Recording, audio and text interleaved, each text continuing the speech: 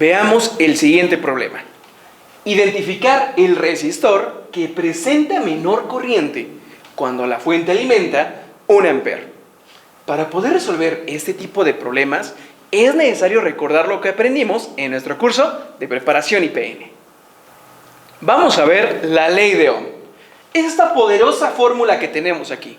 Nos dice que la corriente es igual al voltaje sobre la resistencia. O dicho de otra forma, ¡viva la reina de Inglaterra! ¿Y qué significa cada letra? Bueno, la I es intensidad de corriente y se mide en amperes. Esta V es el voltaje y se mide en volts. Y la R es la resistencia, se mide en ohms. Ahora, la resistencia va a ser la oposición al paso de la corriente. Y el voltaje, imagínate que es el impulso que le da la corriente para que la corriente pueda fluir por un circuito. Ahora, quiero enseñarte a analizar esta pequeña fórmula, pero antes vamos a hacerlo con un ejemplo más sencillo. Imagínate que yo te digo que la presión que tú sientes en un examen es igual al número de preguntas que tiene entre el tiempo que te dan para contestarlo, ¿ok? Y vamos a poner un ejemplo. Digamos que yo te digo, tú, alumno, tienes 5 preguntas y solamente te voy a dar 24 horas para que lo contestes. Tú me vas a decir, profe, ¿24 horas? Es un montón. Gracias, agradecido con usted. No va a haber presión, tienes mucho tiempo. Pero ¿qué pasa si ahora yo te digo, no, mejor te doy las 5 preguntas, pero solo tienes 10 segundos? No, pues te vas a enojar y vas a decir, profe, no sea así, por favor. Vas a tener muchísima presión. Entonces, podemos decir lo siguiente. Yo te puedo asegurar que la presión es directamente proporcional al número de preguntas. Mientras más preguntas, más presión. Se comportan de la misma forma. Y también te puedo decir que la presión es inversamente proporcional al tiempo que yo te doy. ¿Por qué? Porque si yo aumento el tiempo, la presión disminuye.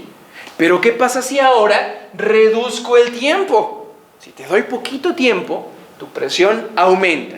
No se te olvide, esta y esta son inversamente proporcionales y estas son directamente proporcionales. Ahora vamos a aplicar esto a la ley de Ohm. ¿Qué pasa si yo te digo que quiero una corriente muy chiquita? Hay 2 formas de obtenerlo: jugando con la resistencia o con el voltaje. Imagínate que yo te digo, el voltaje no me lo puedes cambiar. Entonces, si tú quieres una corriente chiquita, ¿cómo tiene que ser la resistencia? Pues muy grandota, porque son inversamente proporcionales. Ahora, ¿qué pasaría si yo te digo, la resistencia no me la toques? Quiero poquita corriente. Entonces, ¿cómo tiene que ser el voltaje? Pues también tiene que ser pequeño, porque son directamente proporcionales. ¿Qué pasa si yo no quiero una corriente pequeña y quiero una corriente grande? Y te digo, al voltaje no me lo toques. Si tú quieres mucha corriente, ¿cómo tiene que ser tu resistencia? Pues pequeña. ¿Por qué? Porque son inversamente proporcionales. Y si ahora te digo, la resistencia no me la toques, tú quieres mucha corriente, ¿cómo tiene que ser el voltaje? Pues también grande. ¿Por qué? Porque son directamente proporcionales. Esto se aplica para poder analizar los circuitos. Y quiero enseñártelos de una vez. Hay 2 tipos de circuitos. Están los circuitos en serie y los circuitos en paralelo. ¿Cómo puedes identificarlos fácilmente? Muy sencillo. Los circuitos en serie los vas a poder ver porque tienen un solo cablecito que une a todos los elementos de aquí. En este caso tenemos resistencias y solamente hay un cablecito. Los circuitos en paralelo tienen más cablecitos y fíjate, cada elemento tiene su propio cablecito.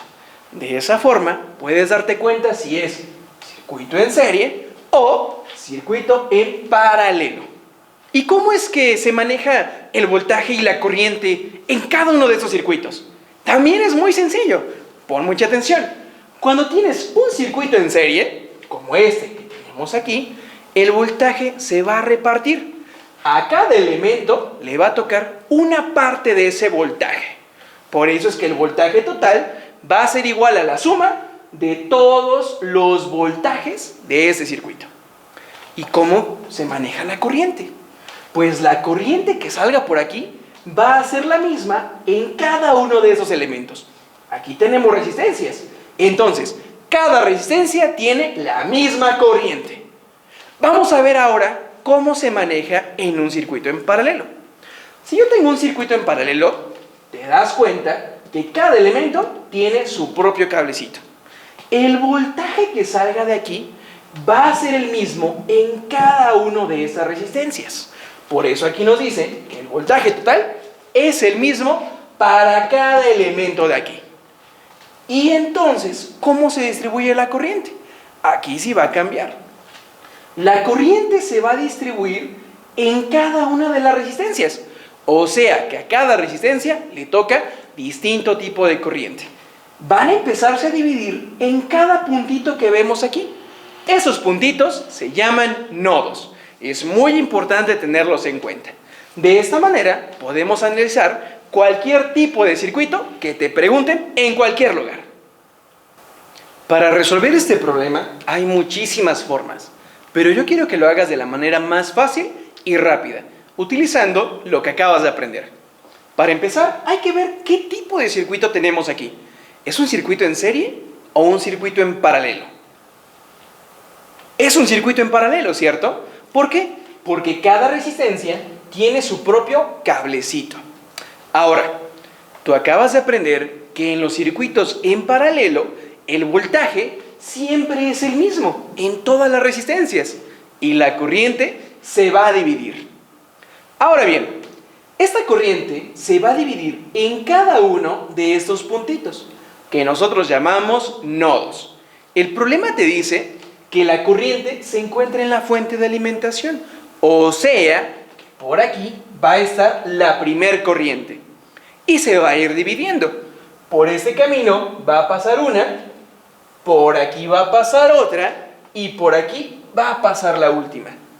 ¿Ya te diste cuenta? Cada resistencia tiene su propia corriente. ¿Y cómo analizamos qué tipo de corriente tenemos? Con la poderosísima ley de Ohm. Ahora, el problema te está pidiendo la corriente más chiquita. Y si tú quieres que tu corriente sea muy chiquita, necesitamos cambiar el voltaje o la resistencia. Pero espera, es un circuito en paralelo. Y el voltaje siempre es el mismo. El voltaje no lo puedes tocar. La resistencia, esta sí la puedes cambiar. Cada resistencia tiene un valor diferente.